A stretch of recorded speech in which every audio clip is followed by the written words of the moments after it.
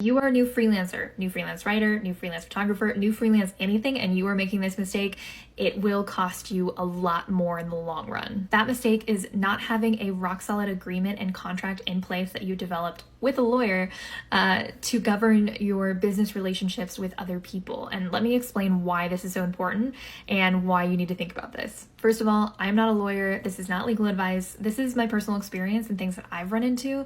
And I want you to go talk to a legal professional when creating your contract. And I'm happy to provide some personal experiences so that you can kind of know what to think about going into those discussions. But this is not legal advice, and so don't take it as such. When I started out as a freelancer, I was just on freelance platforms like Upwork, and these platforms like Upwork and Contra already have contracts that are with your clients, and they're part of the terms of service of the platform.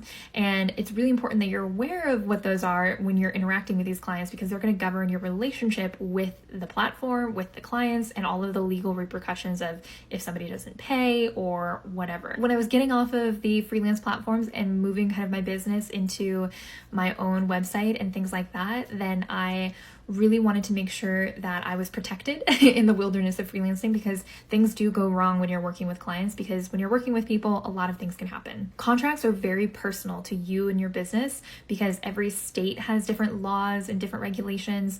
Every lawyer is going to advise you a little bit differently. And the most important thing for you as a freelancer is to think about what could go wrong and how can I put that wording in this contract. Not to scare you, but it's really important for you to think about what happens if a client refuses to pay you. Like, after you send an invoice, how many days does the client have to pay it? And is there a late fee that accrues, an interest payment that adds up if they don't pay it after a certain number of days? What if I no longer want to work with this person anymore? What if they don't want to work with me? What does the cancellation look like? What happens if I get sick and miss a deadline?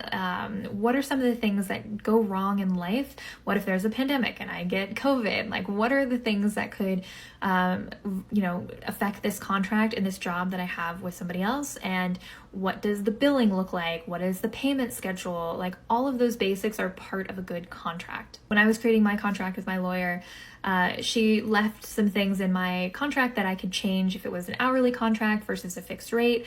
I could change the wording out depending on that, and also left me space in the statement of work to describe what deliverables were being turned in, and other things that kind of govern the relationship between me and my client and our shared expectation. Contracts will save you so much time, money, and energy in the long run, so make sure to do it right and hire a professional.